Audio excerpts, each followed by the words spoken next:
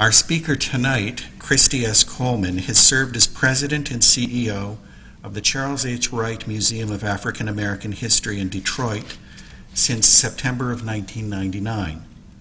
She previously held the positions of Director of Midtown Operations and Director of African American Interpretations and Presentations at the Colonial Williamsburg Foundation.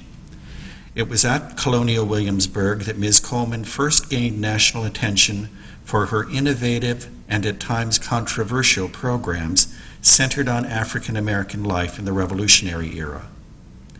Ms. Coleman has authored a number of historical dramas, both for educational television and live performance for museums around the country. She's a contributing writer for museums in the 21st century. She has written articles for professional journals, including the Colonial Williamsburg Revolution in the journal History Dispatch, the Plays the Thing, The Future of Museum Theater, in case studies in museum, zoo, and aquarium theater, and she has presented at a number of conferences and seminars. Ms. Coleman has lectured extensively on early African American history and culture, museum theater, and the changing role of museums. Ms. Coleman has served on the boards of the American Association of Museums, the American Association for State and Local History, and the International Museum Theater Alliance. She's an active member of a number of professional and civic organizations. Ms. Coleman is a magna cum laude graduate of Hampton University with a BA in Interdisciplinary Studies. She also earned her MA in Museum Studies from Hampton University. In addition to all of these varied qualities, Ms. Coleman has distinguished herself most recently as director of the Charles H. Wright Museum of African American History in Detroit. For those of you who haven't been to the Wright Museum lately, you owe yourself a trip back to see the installation of the new permanent exhibits. It is truly remarkable. Ms. Coleman and a small core group of professional staff worked tirelessly for months on this exhibit as they simultaneously addressed a formidable budget crisis and developed a sizable endowment fund for the museum, all simultaneously. Any of these projects would have been plenty for one person to handle, but Christy and her staff made a success of all three. As one who constantly searches for museum displays that engage at an intellectual and affective level, I was truly overwhelmed by my most recent visit to the Wright Museum. It was an absolutely amazing experience. Please do yourself the favor of getting over there soon, and as Christy would have me say, apply for a membership while you're there. Before I turn things over to our speaker, I'd like to acknowledge our co-sponsors for this evening, the Center for Afro-American and African Studies here at the University of Michigan. Their support of several of our programs has been very much appreciated. And now, to speak on the topic, Conscience, Controversy, and Community, Case Studies from the Charles H. Wright Museum of African American History, please welcome our featured speaker, Ms. Christy Coleman.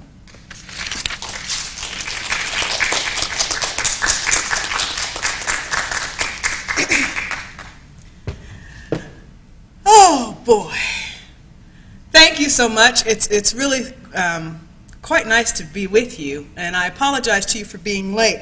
I have, for the last 14 days, been battling pneumonia. Today was my first day back to work, so I kind of a little off my game, as it were. But I'm going to do my very best to intrigue and enthrall you for the next 45 minutes about museums, consciousness and community and all of those things, because that's ultimately what museums should be in the business to do. And for the last 23 years, I can't believe it, 23 years I've been doing this. I always seem to be on that side where everybody goes, what the heck is she doing? What is she thinking? And the whole time I'm going, why don't they get it? Why don't they understand? This is what people are going to be thinking about and needing and wanting from their museums. And so, with that and a little bit of preparation, and some would say chutzpah, I said, man, if I ever get the chance to run my own museum, well, be careful what you wish for because the challenges are formidable, because the museum environment has changed so dramatically just in the last 10 years. How African American history and culture is explored is also changing very dramatically. So before I get into all of that and how the Wright Museum has helped to mirror both of these environments over the last 40 years, I want to show you our orientation film to the new exhibit that we just opened, because it does several things, and I hope that you pick up on those several things. And it was important for me that the visitor coming to the museum felt something first. I'm a firm believer that we can open their heads only after we open their hearts. So with that said, what do I need to do? Just push this in and... Okay.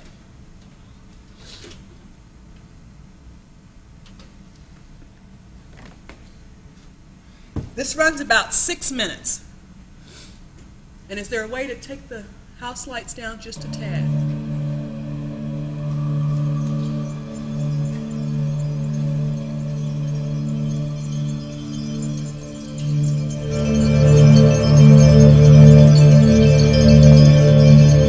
What is African?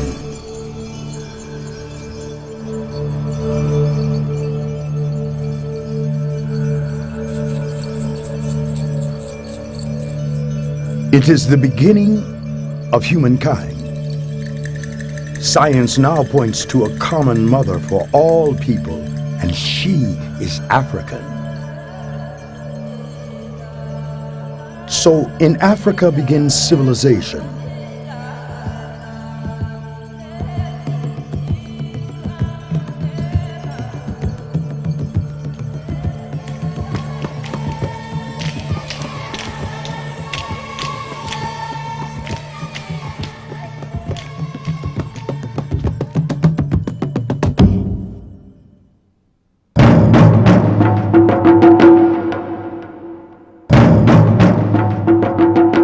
What is American? It is slavery, and it is freedom.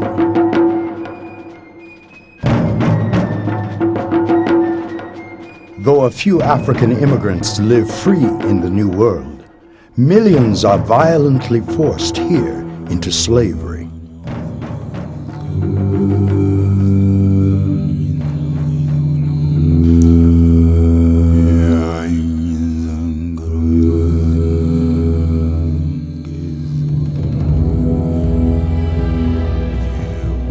Enslaved, but never mastered, African resistance is relentless on the ships, on the ground, by written word, through daring escapes, on fields of battle.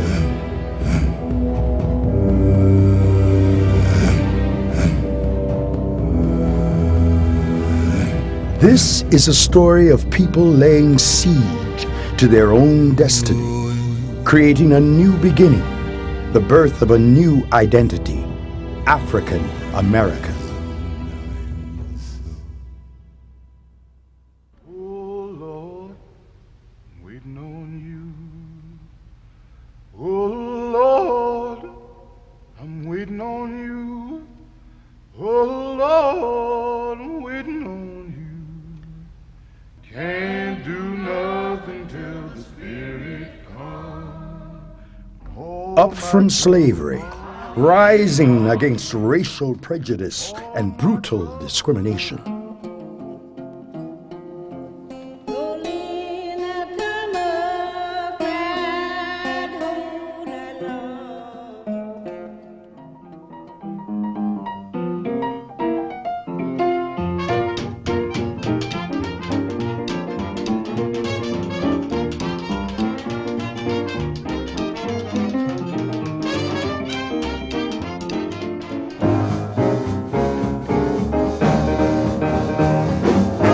Up from segregation, rising to the challenges of freedom, demanding it, defending it, shaping it.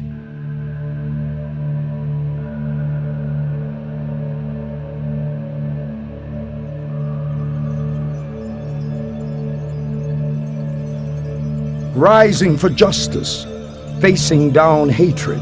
The Negro school children must be given their rights, given them as soon as practicable on a non-discriminatory. I have a dream that one day this nation will rise up and live out the true meaning of its creed. Forcing change, standing against fear. We were stripped of everything we had and been cast into the fiery furnace, the furnace of exploitation, the furnace of deprivation, the furnace of indignity.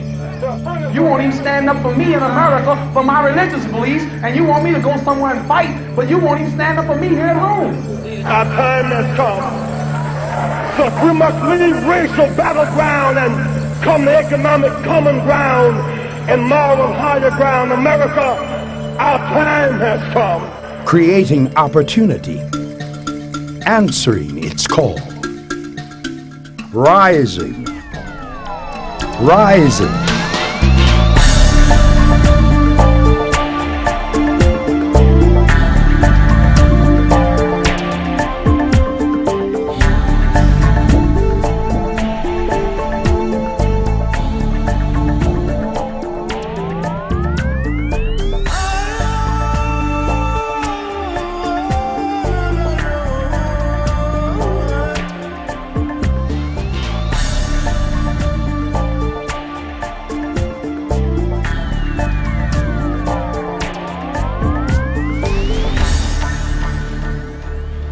And still, we rise.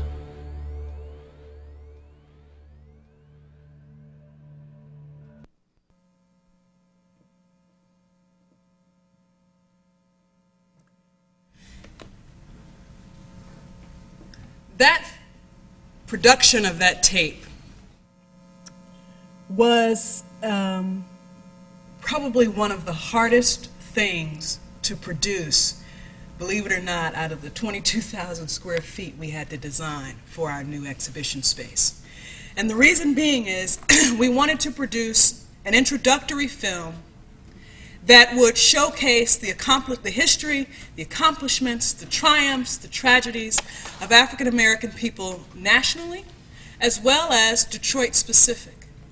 We wanted people to understand their place in time and in space. And we had to make some tough choices.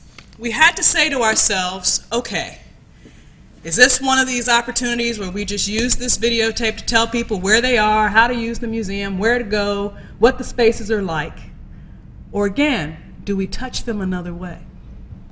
And again, the decision was made, let's reach out to their hearts first. And again, you just saw the rough cut at it. And that decision is really based on 40 years serving. I'm a big believer in the Sankofa principle, that sometimes in order to move forward, you have to be able and willing to look back. And the history of the Charles Wright Museum is so rich that there was a lot there to look back at. And we start with the birth of the institution 40 years ago as the International Afro-American Museum. Now, this museum was organized in April of 1965 by Dr. Charles Wright. Now, I'm going to give you the popular mythology that has sort of become the facts of the place. And then I'll tell you what Dr. Wright said, how it all came into being. As the story goes, Dr. Wright went to Denmark, and while he was in Denmark, he had the occasion to see a number of very important monuments and memorials that moved him greatly. And he came back to Detroit and he said, gosh, if only children in Detroit could have something powerful that helped them celebrate black history and culture in Detroit. And then he got together a bunch of his friends and they started this museum. That's kind of the legend, if you will. The fact of the matter is, Dr. Wright was a lover of history, art, and culture all of his life. all of his life. We're quick to say that the Charles Wright Museum is, in fact, the nation's second oldest museum dedicated to the history and culture of African Americans. And that's partially true. And I say partially true because in the contemporary era, that is the case. But if you look at what historically black colleges and universities have been doing since their founding, the first black museums actually were started there. And Dr. Wright attended predominantly black college, obviously. He grew up in Alabama.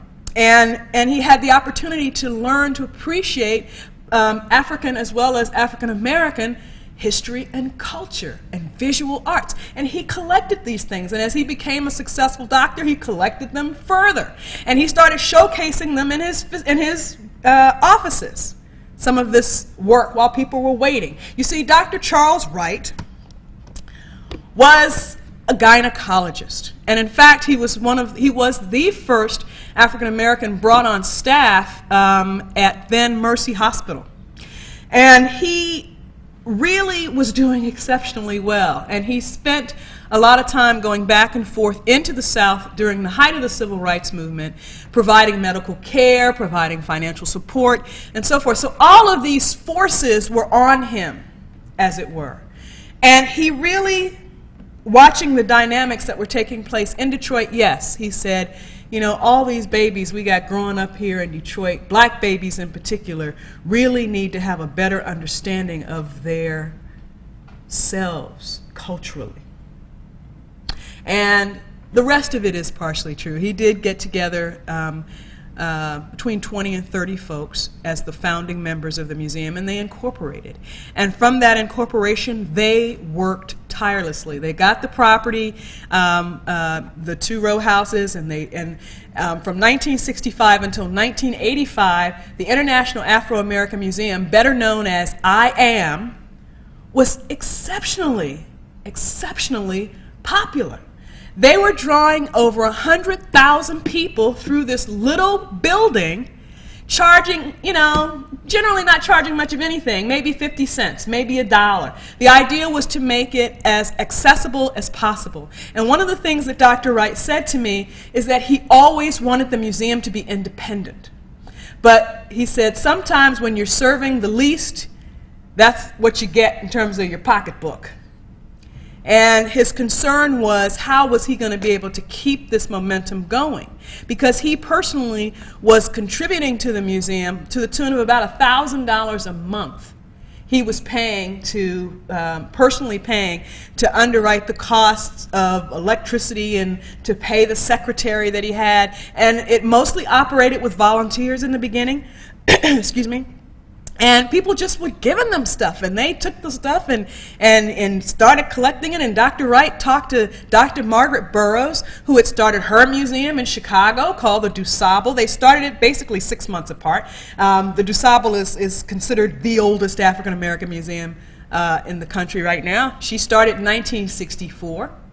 And they put their heads together, and in putting their heads together, they came up with the Association of African American Museums. And I think at the time there might have been, by the time they did this in 1971 or so, I think there were 10 African American museums, but they had common issues, they had common concerns. How do we serve our community? How do we reach out to the very folks who need our services the most, who we want to have our services the most, end up being the very people who cannot support us financially? How do we do this? How do we sustain ourselves? How do we keep our own voices in telling our stories? And they just, quite frankly, worked off of their passion. They worked off of their community connections. They worked from a very grassroots perspective. And I have actually quoted Dr. Wright several times. He said, you know, sometimes I can tell you, I would love to get a dollar from 1 million people than $1 million from one person. It's a whole lot less to worry about. That's interesting. And he kind of built IAM that way. But quite frankly, it wasn't enough. And in 1985, actually in the fall of 1984, Dr. Wright, having operated the museum for close to 20 years, was close to shutting it down. And this isn't very public, but the museum almost ceased to exist. And he went to see then Mayor Coleman Alexander Young. And he talked to Mayor Young and he said, look, I'm going to have to shut it down. I really just cannot afford to personally do this anymore. People are donating money. Kids are out here raising money, giving us what they can, but it's just, we can't even pay the secretary anymore. The roof is leaking. The furnace doesn't work. The walls are starting to, you know, the rain is starting to come in on the stuff. We're running out of space. There are more stories to tell, but we don't have the room to do it, and so forth and so on. And Mayor Young looked at Dr. Wright and said, well, let's chit-chat, shall we? And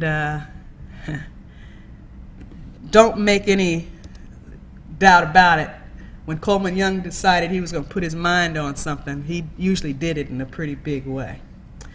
And this is where the whole idea of community and consciousness really started to rattle at the institution. And the reason why I say that is because the deal that Dr. Wright and Mayor Young worked out to save the museum is really quite astonishing on one level and quite tragic on another. It's astonishing because Mayor Young had a vision for the cultural center of the city that was very diverse and very complete. He didn't want the International Afro-American Museum to sit on the boulevard anymore. He wanted to move it to the cultural center in downtown Detroit. Now, the cultural center is the area essentially between Wayne State University on one side and the hospitals on the other, DMCs on the other side. And in the middle, you have the Detroit Institute of Arts, you had the Detroit Historical Museum, you had the main branch of the Detroit Public Library, very vibrant area. And Mayor Young wanted to put the International Afro-American Museum, build a new facility, and put it right there in the middle. Now, in order to make that happen, Dr. Wright had to relinquish control of the institution. And Dr. Wright had to turn over all assets of the museum to the city.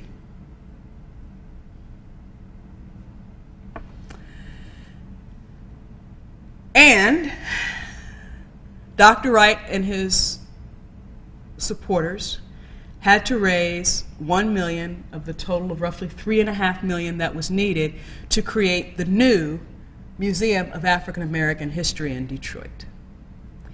This facility opened in 1987, and it was a huge success.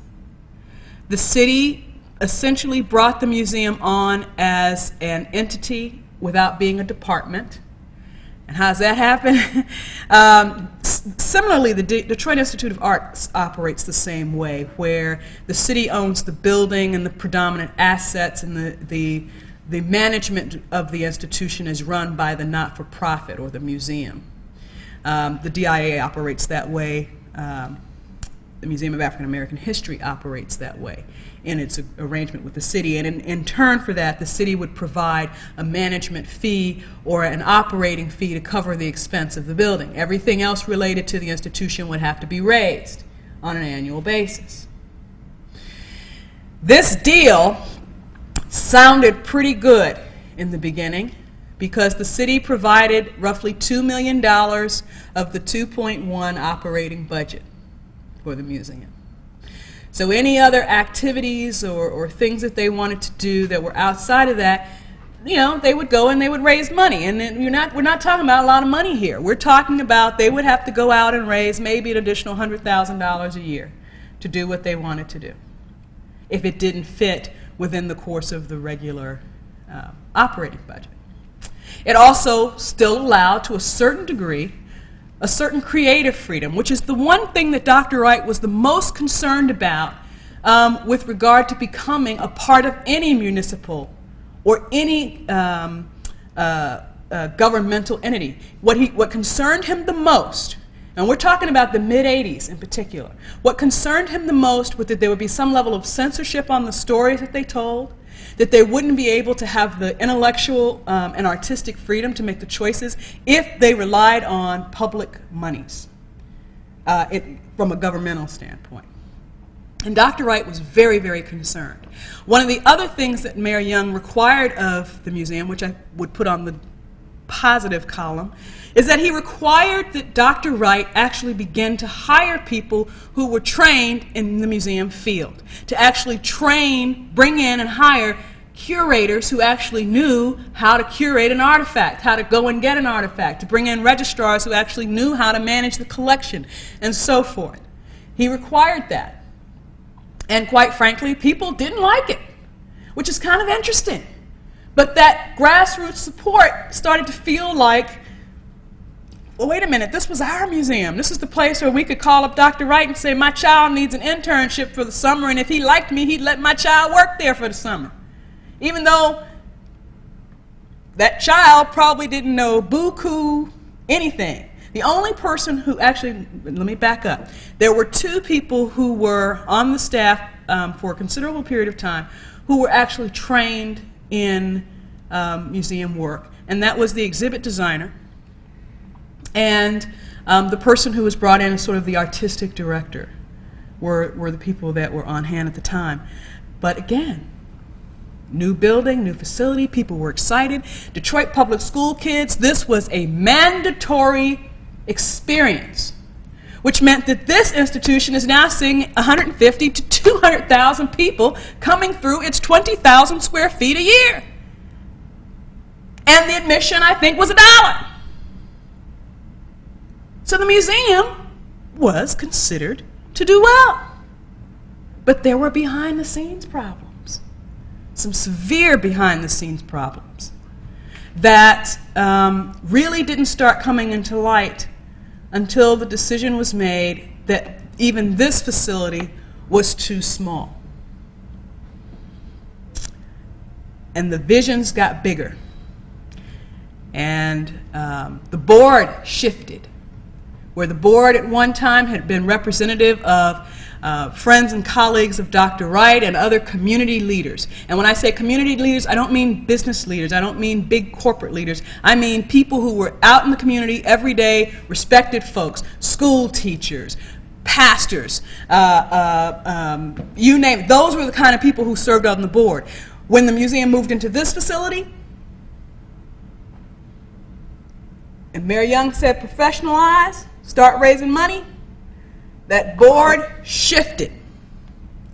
And business professional people who may or may not have been connected to the community, the grassroots community anyway, the working class community, and frictions started to happen.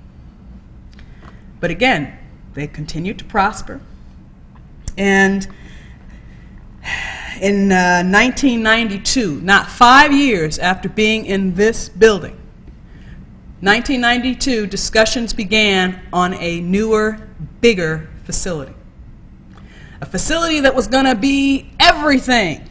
It was going to have a theater so we could show our own movies and have our black theater companies and dance companies perform. And it was going to have classrooms so that we could have in-depth conversations. And it was going to have amphitheaters. And it was going to have galleries that had this and that. And it was going to showcase everything known to man.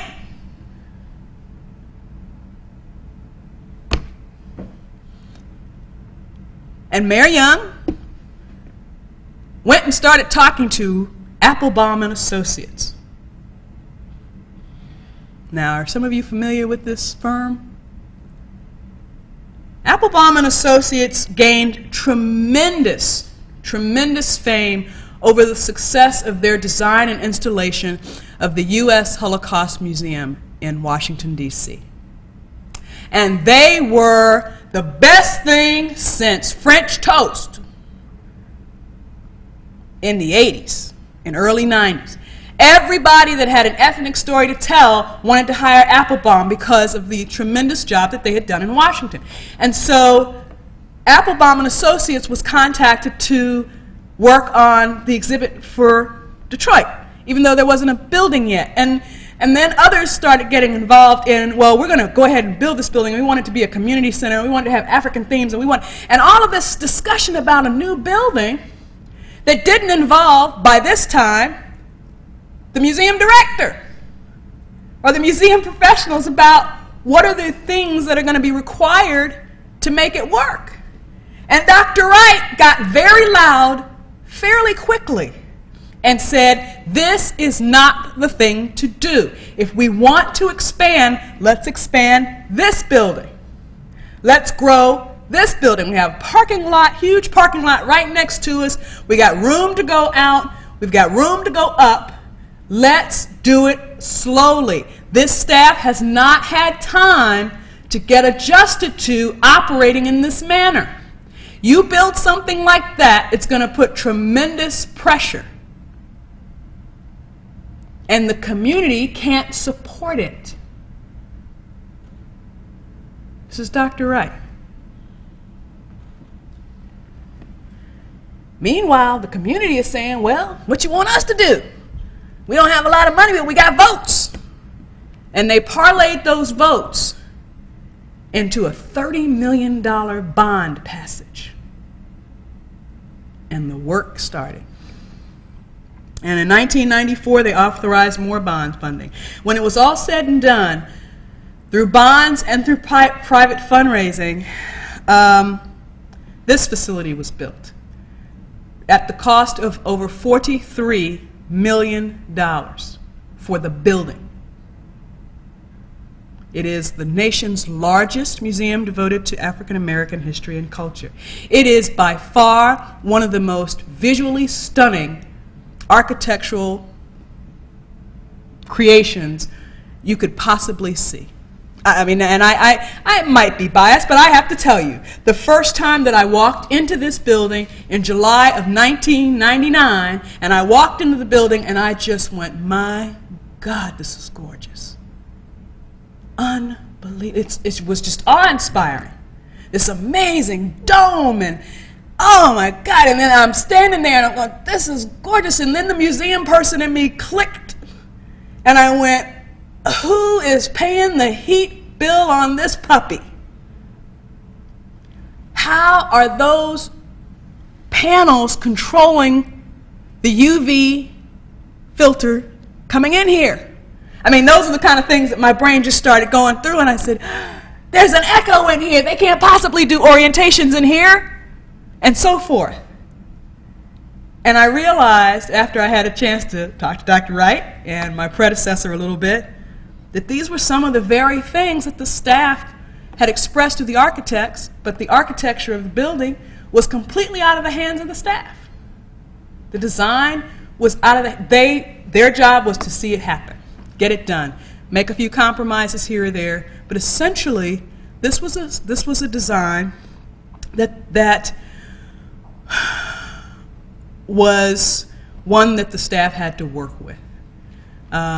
There honestly is not a way for the staff to move from the lower level to the upper level of the building without going through public spaces. That's just how one person's vision or one group's vision can take control of a process. In the meantime, Dr. Wright was extraordinarily distressed by this whole process. So distressed, in fact, that he withdrew himself from it. And withdrew himself from it publicly. And said he would never set foot in this building.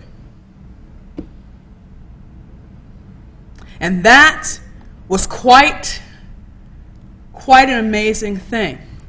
And it split the community right down the middle. Those folks who had supported Dr. Wright for over 30 years, 25, 30 years, didn't set foot in there either.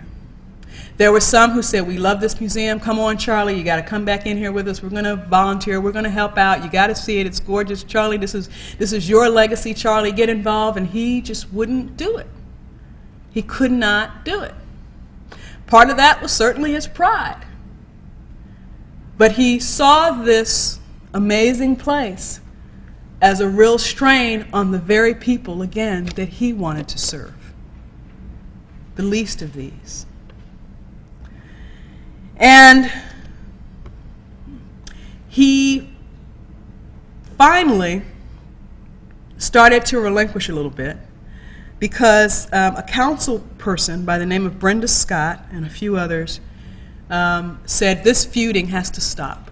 This is crazy, crazy stuff.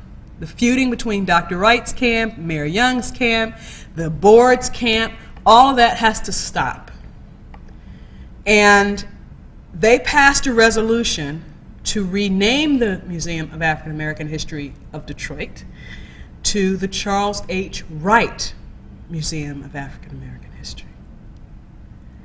And people hailed that. And Dr. Wright eventually, and he, you know, to say that he wasn't kind of in and out, he was in and out, looking around a little bit. You know, they of course were interviewing him a lot when the building was going up, and you see him talking about the early days of the museum, and they've got him in a hard hat sitting in front of the new structure. And you know, he tried to be as gracious with it as he could, but when it was all said and done, after the naming, he decided, okay, you know, maybe I have been a little foolish. Maybe I need to look at this a little differently. And it was also around that time that there was a gap of roughly a year between my predecessor leaving and my coming on board. So there was sort of a cooling off period, if you will, from the time that the museum opened to the public in April of 1997. And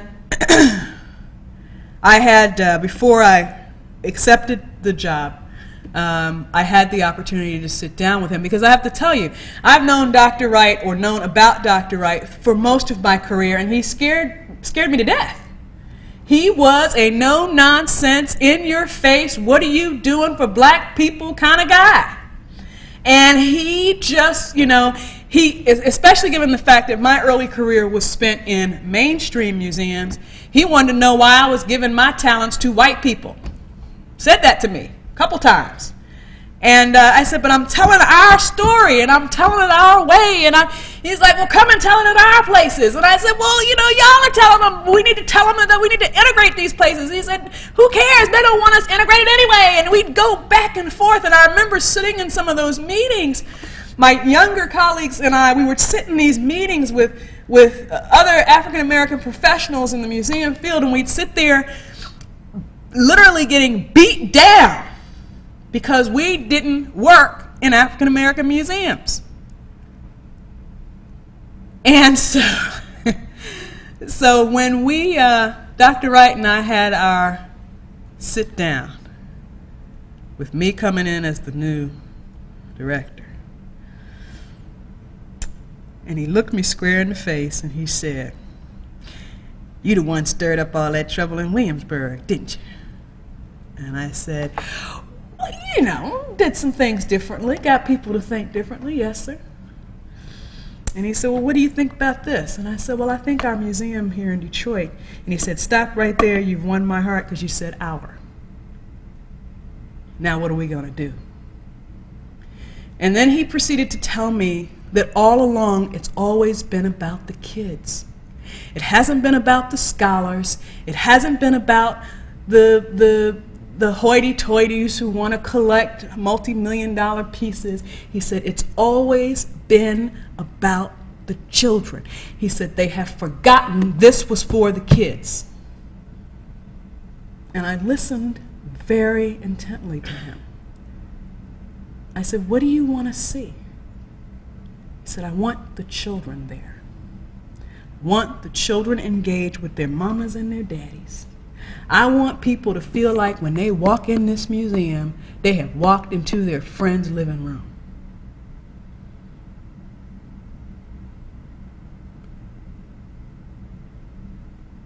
I said, okay. And then I set out the business of trying to talk to community people of all stripes to say, what do you want? And started a whole series of informal discussions.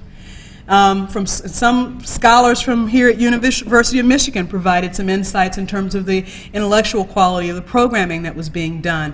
Had conversations with church folk. Some who felt that the museum was a quote unquote a big party palace and nothing substantial was taking place there, so we're not going or recommending that anybody goes, to it's absolutely boring, it's supposed to be a history museum and all you see when you go in there is art. I mean, it was so bombastic and so hostile. I thought, what in the world have I gotten myself into coming here? This is nuts. Especially given the fact that a lot of my colleagues said, you're going to Detroit? Have you lost your mind? Why are you going to Detroit? That museum's got all kinds of problems. And I said, you know, if we don't do it, who's going to do it? And it all started to make a little bit more sense. It's that glass dome that I was telling you about, if you've never been to the museum. 100 feet in diameter, absolutely fabulous. Terrazzo tile floor, local artists being brought in to create the doorways and the features. Some folks even refer to this as Coleman's tomb, because one of the first big events outside of the gala opening to take place at the museum was Coleman Young lying in state in this space.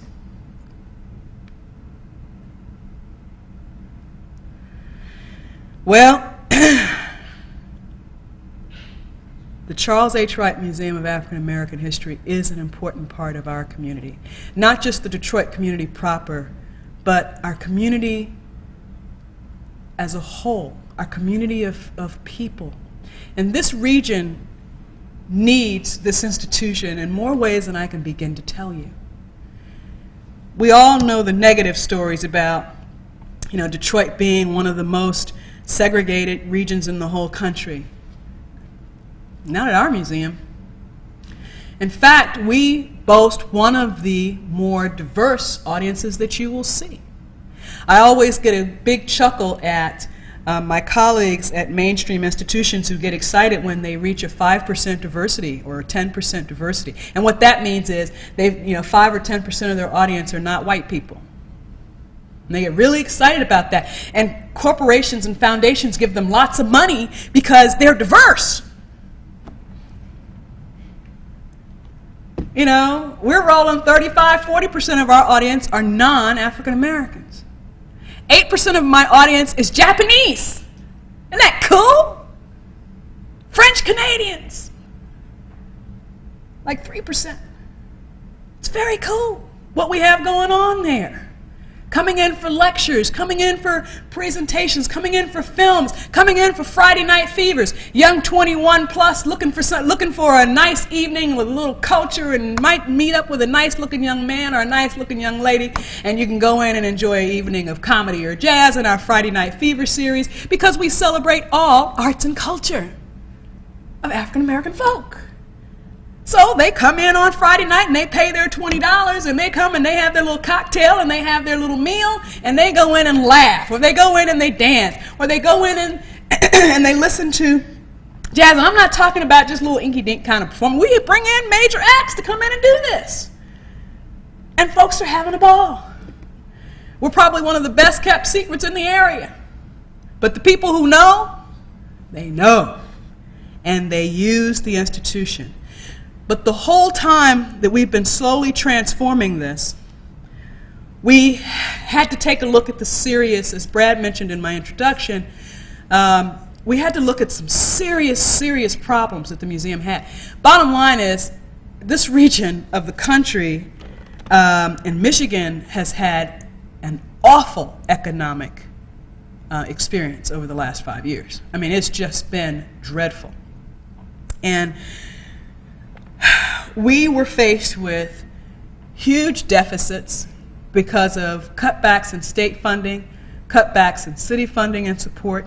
The museum truly was not mature enough to operate at a point where it was having to raise 60 to 70% of its operating budget. The building alone, let me just give you some basic numbers here. The facility alone costs us $350,000 a month just to turn on the lights and the heat. Did you hear what I said? $350,000 a month just to open the building. That's nothing in there. That's not a person.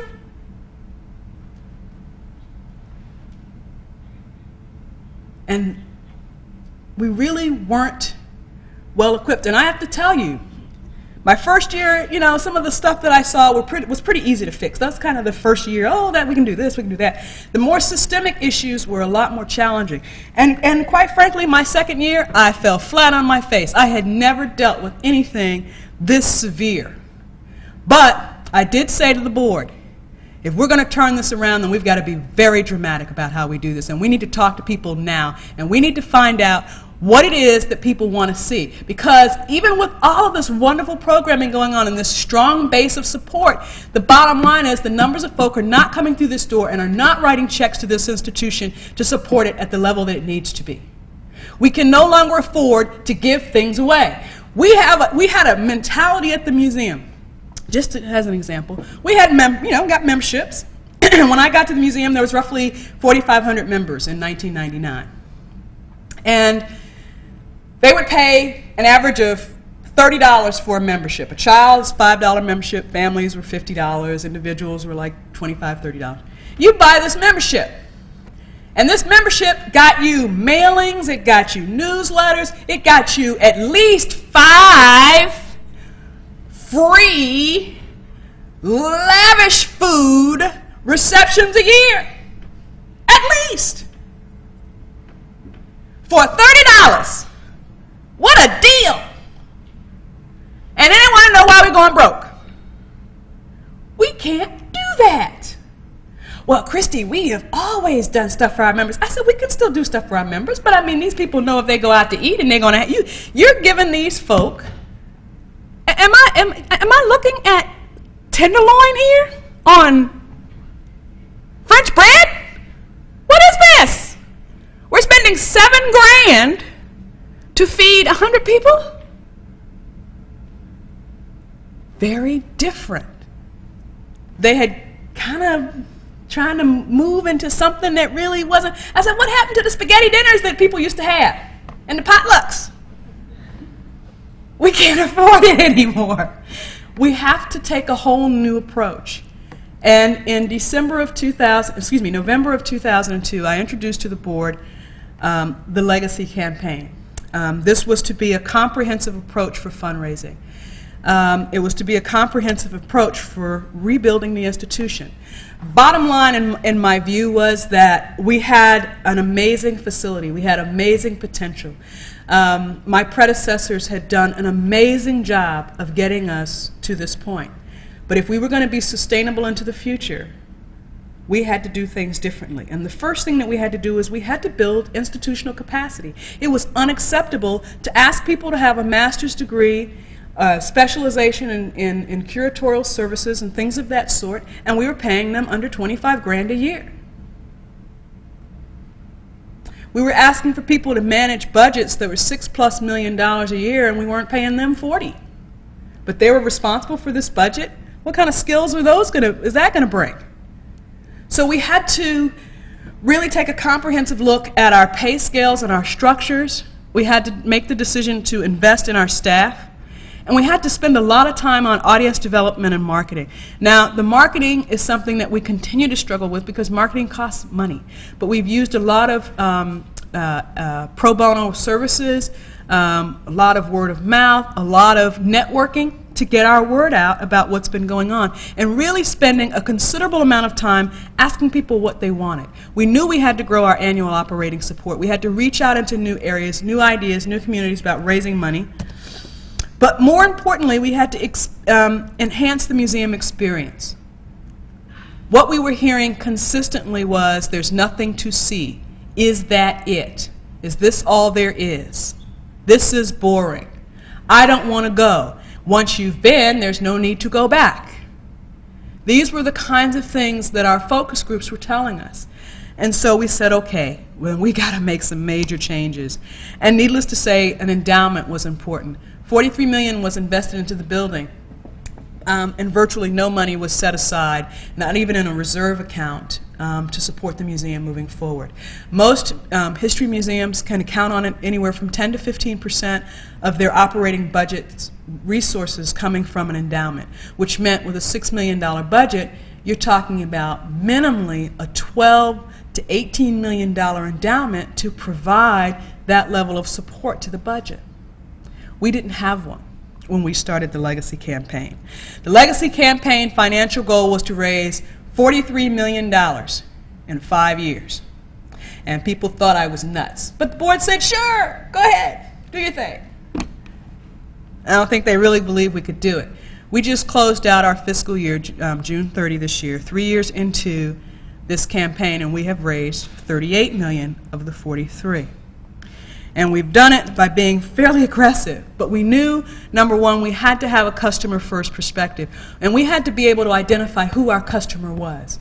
We knew that as much as we wanted to reach the least, that the bottom line is our customers often weren't there. The schools are being cut back. So if we want to reach these kids that the schools aren't bringing to us, then how do we get them here? So we started going to corporations and saying, look, the schools can't afford to bring these children here anymore, and these children need these experiences. You remember what it was like when you were a kid. It may not have stuck with you that day, but it stuck with you for the rest of your life. Will you donate $5,000 to bring 500 kids? And they say yes. So now we've got a new donor, and we got 500 kids through the door.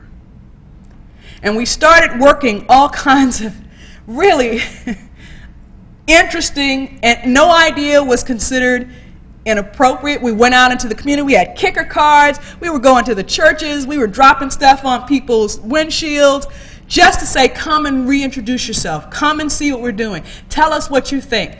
Be a part of this process. Be a part of us. Form networks. Because again, we wanted it from a perspective of our visitor. And some folks believe in our business that this is being populist. That this is somehow not dealing with academic rigor. And my response to that is horsepucky. You have to know what's going to draw people through the door. Once you get them in the door, there's a world of discovery that awaits them if you do it right. If you do it right. Perfect example for you. We had this quirky little exhibit. This is the first year in us trying to do this.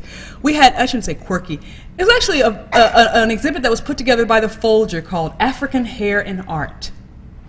Stunning sculptures and, I mean, just this amazing thing. And we had, just a gorgeous layout. And we're like, how are we going to sell this exhibit? So we started going to beauty salons and barbershops, taking pictures, talking to folks, making jokes in the braid shops. You know, that's hairstyle, showing them pictures. And people started coming. We actually had a hair show. Now, there were folk who said, what in the world are they doing over there? These are people, working class folk who had not set foot in the museum since the first day it opened, who came back and said, that was really fun. You know, I saw a sculpture there that looked like Shamika's hair. We did it up like that. You know, they were having fun. They were seeing something different. It also allowed us to bring artists back in to tell stories. We took a completely different approach from the way that we had been doing art exhibitions in the past, in that we decided that we were going to use art to showcase historical issue or contemporary issue. And that helped us. So all of that was a part of our creating a compelling agenda for the visitor. But the biggest piece of our reinvention was what Brad mentioned to you, and Still We Rise. We invested a little over $12 million to redo our core exhibit. And this exhibition, I don't ever want to have to do an exhibition like this again in terms of the timing. We basically pulled off this show in under 18 months. Now, that's not to say that we weren't informed by years and years of experience, but traditionally, curators and exhibit designers get together and they think about ideas and they read and they talk and they go out and, they'll consult with other scholars in the field, and they'll, just spend a lot of time gathering stuff and trying to get their story together. We did it a little backwards. We started with the notion of a narrative. We started with my ideas of what if you could walk through a slave ship? What if you actually could walk into an African marketplace? What if you could go into the old Paradise Theater and watch a movie? It started from a narrative that was really only 2.5 pages long. And we started having these focus groups. We invited roughly 15 to 20 people in to have meetings with us and discussions with us, people who liked us, people who hated us, people who wanted to see us succeed, the academic community, we had the artistic community. We invited everybody that we could think of to come and tell us what they wanted to see in this exhibit.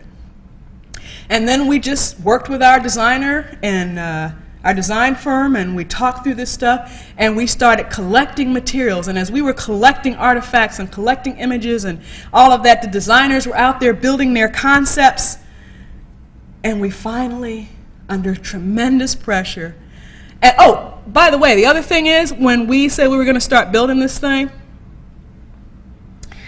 we had not raised a dime yet, specifically for this exhibit. And in fact, when we shut our core exhibit down to gut it, to build this new show on March 8th of 2004, we only had half of the money committed, and that half of that money was actually pledged over 5 years.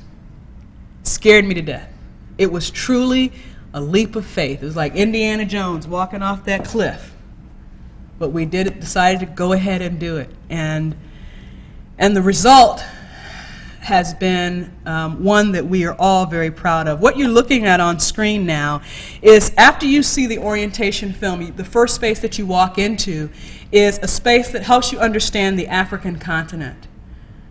Both in terms of its natural resources, its vastness. There's a huge map when you walk in the space, and you press a button and it highlights on the map for you the outline of the U.S. or the outline of France or the outline of the Caribbean onto the African continent, and you can see how large the continent is in comparison to those other spaces. Very simple, very dramatic in its approach, but this entire room exists because of the focus groups, who said, we're always hearing about the majesty of the early African world and we don't know anything about it. And we don't want a bunch of bunk. We just want to know what the deal is. And that's how we created this space. So again, one side of the space deals with the geography of the continent. We have an area that deals with the origins of humankind, and we make a very some would say a PC statement, but we think a very clear statement that whether one believes in creation, intelligent design, or evolution, the fact remains that the oldest humans have all been found on the African continent. And so we tell that story here as well. We go into early civilizations. We have designed this exhibit with 4 common features. Number one, it's changeable. We have specifically designed it. It has a lifespan of 12 years, but we've specifically designed certain areas to allow us to switch them out every 18 months if we want to. The second thing that it has is a timeline that helps the visitors stay focused in what's going on in the world as a whole, what's going on the African continent, and what's happening in Detroit and its environs. The third thing that it has are computer screens, touch computer screens located in every space that provides additional information. We did not want them to be extraordinarily text heavy. We wanted them to be rich and vibrant in what they were sharing, but we didn't want overly heavy text. The fourth thing that each of the spaces has is let you know where you are, because it is a huge space. And as you move through, I'm just going to share some of the images of the spaces. This is one of the marketplaces This is a portion of the Oba Shrine. We actually bring you into a fortress that models the Elmina Fortress and slave castles in Ghana. We bring you into the dungeons. You actually walk onto a 3/4 size replica of a slave ship. You actually walk onto the deck. You go down into the hull of the ship where life casts are throughout. It's very dimly lit. It is sound. There is dynamic sound throughout the exhibition. You come out into a full-scale, built-up Annapolis wharf area. We talk about the role of African Americans in the American Revolution and the whole irony of thought at the time. I shouldn't say irony of thought, but the whole debate of slavery and freedom in the era of the New Republic is discussed in this area. In the midst of all of that is the slave auction, the expansion of slavery, and the redefinition of slavery in North America, and so forth. Take you into a plantation. I mean, it is a full immersive experience. Some of the characters and figures that you see are robotic, to the tune of Hall of Presidents. I hope some of y'all are still young enough to remember that, or to remember how much that moves you. The lights are down, so I can't see your faces very well, but y'all know what I'm talking about, right? Hall of Presidents, Walt Disney World, come on, everybody's gone to Disney. Well, we have Harriet Tubman, who comes out as soon as you walk in the door and she's triggered, and we had to be a little bit more careful with them because, you know, you don't have the distance of the stage that you do with those others. So she lets you know pretty clearly what you need to do, and her script was based on the very few words that have actually been attributed to her. So again, there was tremendous support from the academic community. We brought in 20 core scholars, both locally and nationally, who we picked their brains. And we said, what, with the recent scholarship, do you think is the most important thing for folks to know? And they told us, and we designed some things around their concepts. One of the areas that was really important to the scholars in our discussions when we were talking about how do we deal with Reconstruction and the Age of Terror, the early Ku Klux Klan period and all of that, and Civil War, how do we deal with all that? And they said, you know, you've really got to separate it, because the Age of Terror, the whole rise of white supremacy in its terrorist form, comes about because of the amazing strides and successes that black people were having in an extraordinarily short period of time. In only a 12-year period, you're talking about schools that were open, freedom schools, you're talking about colleges and universities, you're talking about people getting elected to office, you're talking about a whole range of things that white folks just could not deal with, some could not deal with, and reacted to very, very violently. You've got to separate those stories somehow. And so we did.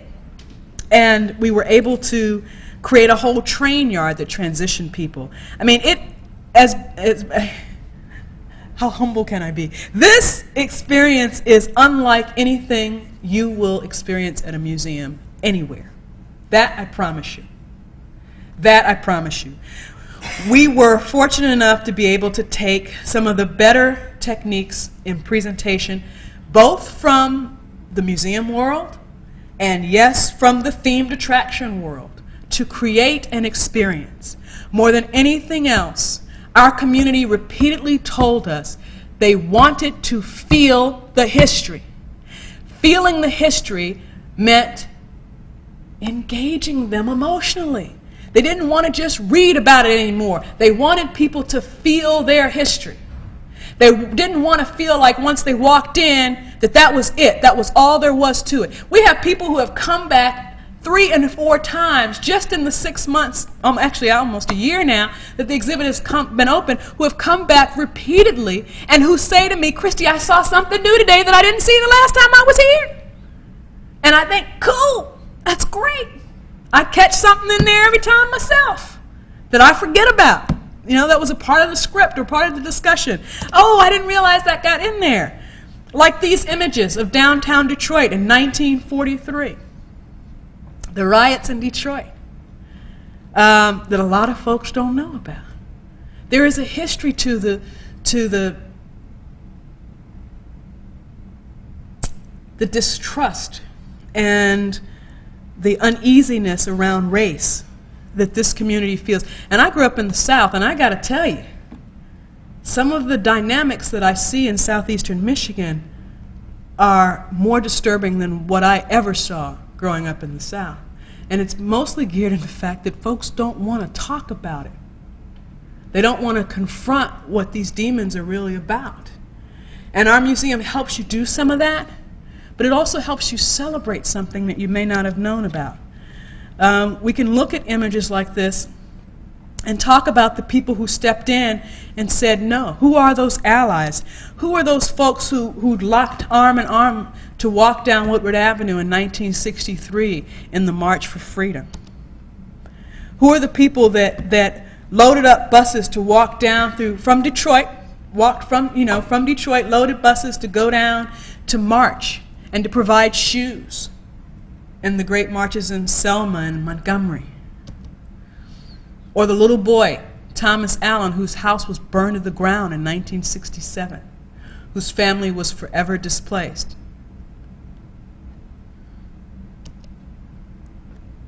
Coleman Young. This is an early picture of the exhibit. This space has changed considerably since this image was taken. And then our city itself. What is the future of our city? We end this exhibit with an open dialogue space where we bring our visitors in and we say, okay, you've just experienced this history. What's next for our city? Because on one side we talk about the Detroit challenges, and on the other side we talk about the Detroit Renaissance. The challenges that we have a community that has over 16% unemployment rate. We have a community where almost a third of the population does not own a car. We have a population where we have one of the highest infant mortality rates in the world in our city.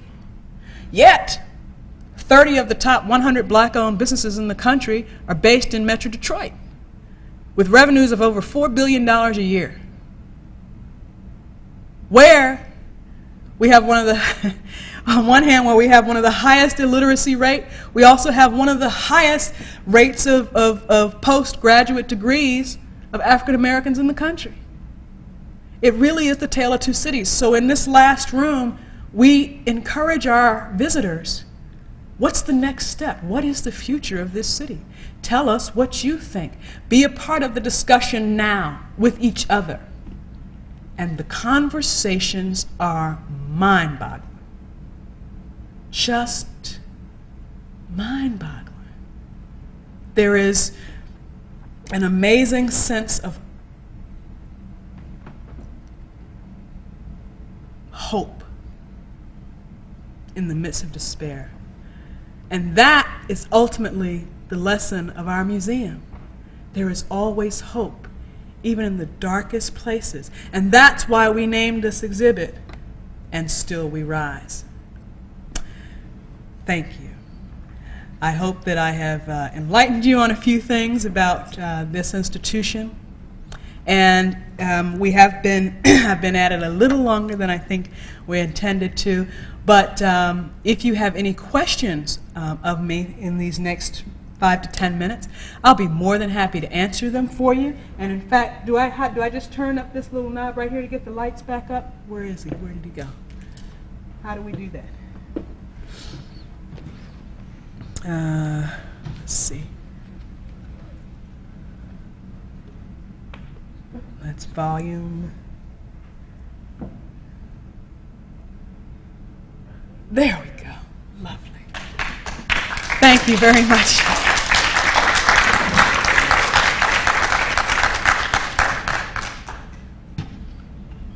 Questions? I see a couple of friends back there. Hello. One of our scholar helpers there. Guest lecturers there too. I have a question. Yes. Do you deal at all with the African Americans who are American citizens, naturalized American citizens, so Africans who are immigrants to the United States? Because I know that that's an increasingly larger number year after year. Yes, and especially in the Detroit community. Right. We have a very large and fairly diverse African-born population and new immigrant, first-generation African-American that are in our community. And yes, we have. We've done a couple of things. A few years ago, the museum did an amazing exhibit called Sacred Arts, looking at Haitian voodoo art and the works that were produced in that. Talk about raising a few hairs on people's necks, but it was really an important exhibition for a variety of reasons. Our African World Festival is something that we've been doing for 23 years, where we have drawn in African communities and African diasporic communities to participate in this festival with us. So everything from food, arts, and culture, and performance, and what have you is a part of that. And so where possible, we do it. There's some artists who have presented in our contemporary artist program. We have currently an exhibition on South African images of freedom, is what it's called. And that has actually been has surprised a number of folks. This is a group of artists that produced works to coincide with articles of the South African Constitution, which is currently on display. So yes, we do recognize and showcase where possible. Yes? Well, I have a question. It's a bit of a technical question, but let me just preface it by saying that thank you very much for your talk and for talking about Dr. Wright. He was a close family friend of ours, so I knew some of the story, and you really added to it and filled out things that I didn't even know.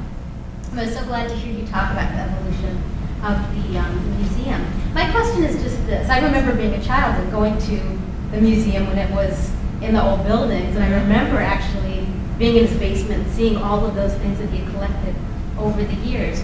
Have those pieces found their way into this new museum, or were they his personal property and are no longer part of the collections? I've been to the museum, but it's been... We have a collection of a little over 30,000 objects. Some of the objects need to be deaccessioned because they're not what people thought they were when they gave them, or they are what's referred to as airport art. A number of Dr. Wright's private pieces he did retain. During the transition and the move from the Frederick Douglass site to the new site, apparently, as the story goes, this is one of those, as the story goes, folk came in there saying they wanted their stuff, because they didn't want it to be a part of that. And so some things were raided, apparently. I mean, not literally people going in there and ripping stuff out of collections, but where people came back and said, well, I just loaned that to Dr. Wright, and if Dr. Wright's not going to be a part of this, I want my stuff back, kind of thing. So there were some pieces that ended up going away. But we have, because of the range of art and artifact that we do have, and documents and archives, because we have an extraordinary archive. Because of that mix of material, we choose, like most institutions, you're only going to see maybe 5 to 10% of it. And we have actually developed exhibit space in a lot of our corridors so that we could showcase more of our collections.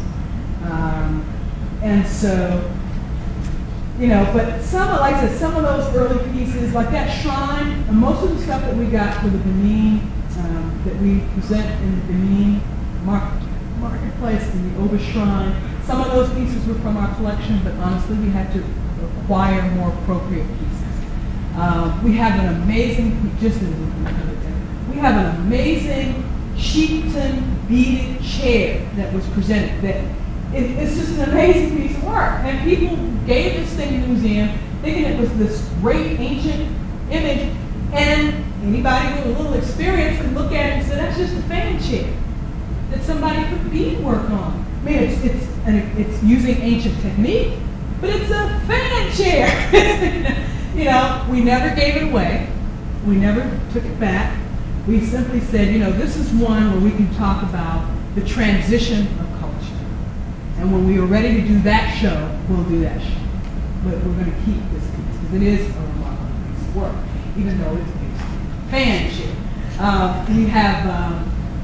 We had a piece that someone gave to the museum back in the 70s that was supposed to be, there's supposed to be some precious metal. I believe it was supposed to be gold plated and all that. And come to find out that it was none of that. I mean, it was painted gold, and it was weighted. It was a piece of lead that had been weighted, and this thing, again, the experienced curator was able to quickly tell. And these are the kind of things that we've kind of set into the prop pile. So rather than getting rid of things, because there are community concerns related to that, people gave these materials to the museum before there was sort of a firm collections policy. They gave them genuinely wanting to give to the institution. And so when you start giving things back or selling things off, you're like, well, wait a minute. What, my stuff isn't good enough anymore? I mean, you kind of get that response. So we have taken the approach of moving things from our collections into our props and educational aid. And we have set up a separate area to store it and to talk about it that way. Because they are teaching tools. They're perfect teaching tools for interns. They're perfect teaching tools for other visitors who want to come in, and how do you deal with some of these issues? Yes? I want to again echo what Cody said. I really enjoyed hearing your talk. Thank you. And I had a couple of questions. I'll ask the most concise one, which is... I don't always give the most concise answers, but so feel free to... So you mentioned earlier that Dr. Wright learned, or kind of drew from his experience at historically Black colleges. And while I was at Spelman as an intern, I did a project looking at alumni philanthropy, women's colleges and girls' schools. And so my question to you is, you talked about some of the innovative things that you've done to turn the museum around. I wanted to know if there's some innovative things that you have done you could share in terms of dealing with the separate issues of Black philanthropy or African American philanthropy, which is kind of different, in some cases different. Well, first of all, you have to recognize the fact that African American philanthropy is in fact different.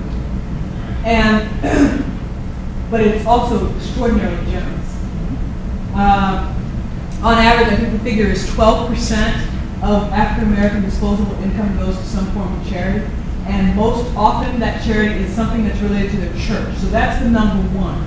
The second area of philanthropy for African Americans are related specifically to family-related or direct-related experience. I.e., my cousin's son, Joe, daughter just got accepted into Spelman. They don't have all the money. She doesn't have a scholarship, so we're all going to give her $500 a year so she can go. Well, those don't necessarily get picked up on the Chronicle of Philanthropy, but that's another level of giving that African Americans do. And African Americans do traditionally give to their house of worship. They give to a social organization, and they will give to a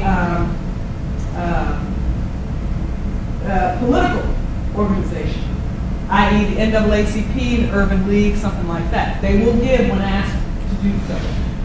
But cultural giving is not something that African Americans have traditionally done. And the way that we have been most successful with it is when it has been a one-to-one appeal. We have been most successful when, for example, Judge Craig Strong will have his big flood membership fundraiser for us every year. And everybody knows Judge Strong when they want to go to Floods, which is a big bar in Detroit.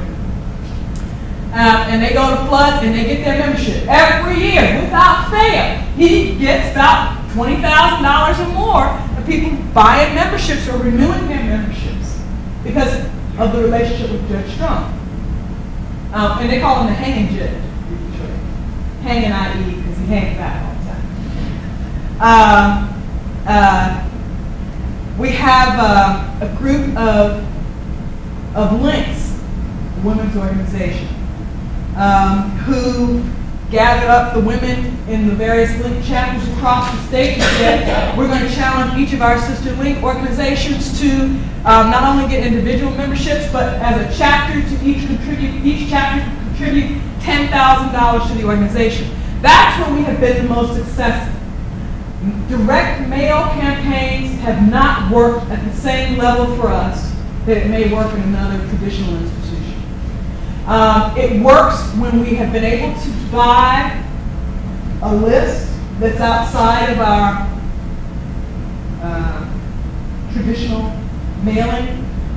We will occasionally, when funds allow, buy a mailing list from the Smithsonian Magazine. We'll buy a mailing list from American Legacy Magazine and things like that, Ebony and Essence, because those people are more likely to at least not throw your mail away. But one of the big issues that we have also in terms of African American philanthropy is that we also tend to give in crisis. We are not often, with the exception of church, we are often not in the habit of consistently giving to cultural institutions. It's just not our habit to do so. So while we've been a part of this legacy campaign that we launched 3 years ago, part of our challenge has also been trying to educate our community and keep them informed about the gift that you gave me last year is gone. It doesn't mean that we misspent it. It's gone. It's $35. I need to do it again this year. And that's a funny thing. You know, it's like, what happened to the money I gave you last year? $350,000 a month. You know? So that was your first question. Second question. And you actually addressed the second part of it. But the second part of this is also in terms of professional development. Spelman is very unique in that we have a full-time certified archivist. We have climate controlled archives, which came with the Cosby Building. And so I was wondering if there are some unique things that you were doing in terms of African American museum professionals and ensuring that to make sure there's a future generation. Well, you know, I am struggling with this whole concept personally. Because I'm 41 years old. And I think I'm still a fairly young person. And I feel like when I look at the people who were my mentors, who are in their mid-50s, some of them in their 60s, and now there are young professionals who are in their 20s and 30s looking at me and saying, how do we do what you did, and what are you doing, and how do we get there? And I'm just floored, because I'm thinking, I'm still a baby. What are you talking about? But I also recognize that I need to get real. There are a number of discussions that have been taking place, both in the African American Museums Association Professional Development Group, as well as on the American Association of Museums, about how are we nurturing and providing the kinds of training that is going to be needed in the future. The future leadership of our institutions are not going to come from academia. I mean, it's already started. I hate it, but the fact is, and if you are, it's because you have taken an alternate route and decided to get some business training. Our museums are more and more being overrun by people who are concerned with the bottom line. And that's not necessarily a bad thing. But if you don't have a sense of place and space and people, to me, and I struggle with that. I have fights with my board about it. All the time. All the time. Well, how many people is this going to bring in forward? Well, how much is, you know, I mean, it's an important story to tell. We need to tell these stories. This is why we exist. Well, how many people are actually going to come? You know, or how much money is the donor going to get? Or how many people, I mean, not the donor's going to get, but how much exposure is the donor going to get? I mean, these are different kinds of conversations that we weren't having when I first started in this business. And I've had to learn. And the fact of the matter is that at major institutions around the country, you are seeing that the leadership of these institutions, the people, what most boards want their museum directors to do now is to be fundraisers. You are to be fundraisers. You are not to be idea people. You can hire ideas. There's tons of idea people. So it's a different environment. And I was asked if I was going to, and I had an opportunity to go and work on my PhD in history. And I was this close, because it was all paid for. It was very cool. And then I realized that was going to be such a waste of time for what I wanted to do. Because the writing was on the wall. I had to get some business experience. I had to get some real, how do you really not only learn how to balance a budget, how do you analyze a budget? How do you determine whether or not your museum store per square footage is making enough money on it? You know, how do you determine that? How do you determine do you even know the importance of cost of goods sold? I know that in 1754, it's a different environment, and the training and seminars generally have not addressed that aspect of this business for leadership. There are a couple of professional seminars that people go to, like the Getty Leadership Institute. This is the big one that everybody wants to go to Getty, which is transitioned significantly for that purpose. But you have to be in a senior leadership position to even get approved to go there. And 9 times out of 10, if you're in a senior leadership position, you can't take 3 or 4 weeks off to fly out to California to be immersed. I mean, generally speaking, you can't do that. That's a tremendous investment for your institution to do that. I'd love to go. There's also the Seminar on Historic Administration, which is a co-sponsored program, which actually is really quite good at that. It's a 2-week program, but it's not as restrictive as the other one. Meaning you can bring your family, you can, Getty, you're not supposed to bring your family, you're not supposed to, Yes. Christy, thank you very much for a very enlightening and reinforcing presentation this evening. Wanted to ask a question. It's about the collaboration between a museum such as the Charles H. Wright and academic communities, and maybe just focusing on Michigan itself, and particularly those in higher education. Any thoughts you might have or offer about strengthening collaboration, not so much in terms of the scholarly contribution, but in terms of the very basic things you've been mentioning about philanthropy and support, and please, in light of the time, feel free to be brief with that. Okay. I think that we have an opportunity to learn some interesting things from academia in terms of how they fundraise, because they do fundraise differently. But you've got an alumni base from which to start. From the programmatic exhibit side of it, I think that there's an opportunity for even greater collaboration there. And this might seem like I fight with everybody in my museum, but we really do get along pretty good. But my curators and I often will have really intense discussions about bringing in scholars and them doing the research. Because most curators have been trained in the methodology of doing research ad nauseum to produce their catalogs and to produce their label copies and all that.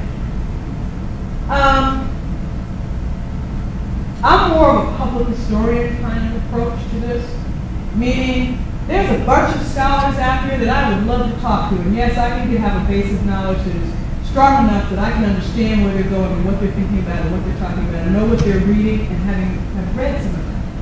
But when it comes to getting into the nitty-gritty of that, I would rather rely on the person who has spent a career doing that field of work than the person who spends 2 years studying it to get ready for a show that's going to be up in 4 months. See what I'm saying? So for me, the dynamic, there is a greater dynamic for connecting what the museum's needs are in terms of its research.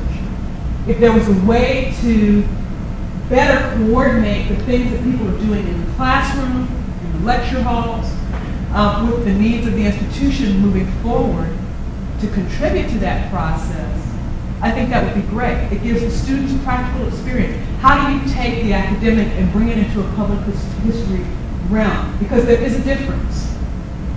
There is a difference. I've always said my job is to make what you do make sense to the public.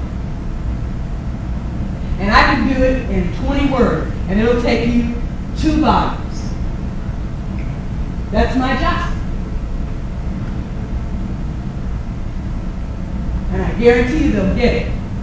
They'll get it, they'll understand it, and they might actually go buy your 2 volumes. That's what we do at the museum. So, from a public history perspective, so there's that opportunity. But ultimately, I think this whole idea of practical experience, practical work, is something that if we can figure out that happy medium, because we are constantly in need of research support. Whether it's identifying and getting a better understanding of the scope of an object or an archival piece in our collection. We have y'all will have a field day with some of the materials that we have and that we have never had the opportunity to really explore. We know what they are, we know where they are, but to actually go through them. Horace Sheffield's communications with JFK about coming to Detroit and participating in the march. They're there. We read them. It's huge if you're studying labor and what was going on in the labor movement.